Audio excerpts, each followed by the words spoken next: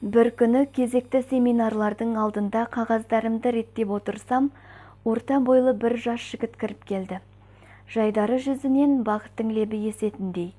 Келген бойда: «Ұстаз, қолыңыздан сүйсем рұқсат па?» деді. Негізінде кісінің қолымнан сүйгенін бұрыннан қаламайтын едім. Жігіттің көңілін жұқпайын деп. «Қаласаң қолымнан емес, бетімнен сүй». Ол да қапсырып құшақтаған бойда бетімнен сүйді. «Я, жігітім, не үшін қолымнан сүйгің келді?» Қонағым ағынан жарыла кетті.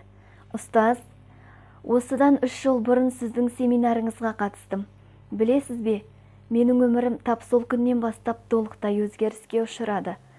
Сол семинардан кейін бақытты отбасым бар. Сізге алғыс айтып, қолыңыздан сүйгім келді.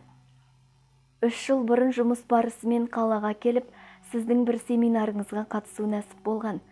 Семинарыңызды қорытындылай келе.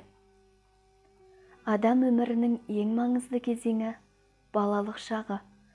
Балалық шақтың қызығына тойып өспеген әрбір сәби алдағы өмірінде бақытты болуы екіталай. Қандай да бір ата-ананың ең басты міндеті ойын баласын ойынға қалауынша қандыра білуінде. Бұл әрбір әкенің басты міндеті болып табылады, деген болатынсыз. Сәл үнсіз тосылып, есіне әлденелерді түсіргендей болды да әрі қарай сөзін жалғастырды. Осы сөздеріңізді естіген сәтте терең ойға шомылдым. Әке болып, баламды қандай қуанышқа бөледім. Бұндай сұраққа бұрын соңды бас қатырмаппын да. Ойлап қарасам, өмірімде баламды қуантуға, ойнатуға, немесе көңіл бөлуге еш әрекет жасамаппын. 9 жастағы ұлым мені көре сала ынжырғасы түсіп, қашқысы келіп тұрады. Көзіме көрінбеуге тырысады. Не үшін менен құтылуға асығатын білемісіз, ұстаз? Өйткені баламды көрісімен үй тапсырмасын орындадың ба? Деген сұрақтан бастаймын. Ұлым ынжырғасы түсіп, төмен қарап орындамаған түр танытады. Ашуға булығып, ауыр сөздер айтып, арғы жағын айтуға аузым да бармайды. Семинар біткесін жол бойы ойландым. Автобуста мүлдем ұйықтай алмадым. Содан не керек? Үйге келіп әйеліммен ақылдасуды жөн көрдім. Кешкісін балам ұйықтағасын жұбайымды үстел басына шақырып, бүгін мен керемет бір семинарға қатыстым. Бала тәрбиесіне қатысты көп пайдалы кеңестер алдым. Түсінгенім, біз баламызға жақсы ата-ана бола алмай жүрген сияқтымыз. Мейлі, сабағын оқымаса оқымай-ақ қойсын. Ең бастысы, балалық шағының қызығынан құр қалмаса деймін. Қалай ойлайсың? Дедім. Әйелім: сен не деп отырсың? Қанша уақытыңды құртып барғандағы естігенің осы бос сөздер ме? Оқымасы дегенің не? Оқиды. Оқуға міндетті. Басқа балалардан қай жері кем мұның? Деп түсіне алмады. Алайда әйеліме кінә тақпаймын.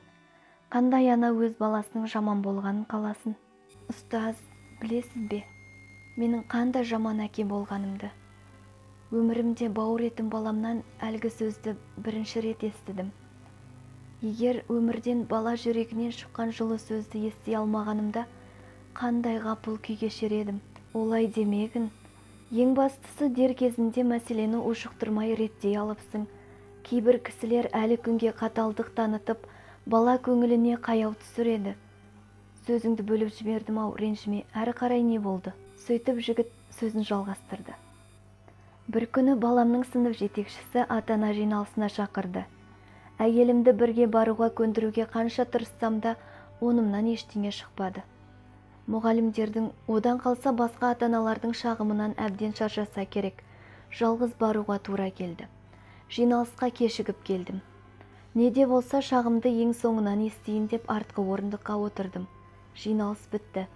Ата-аналар сынып жетекшісімен жеке-жеке жолығып жатыр. Бәрі жұмыстарын бітіріп кетті.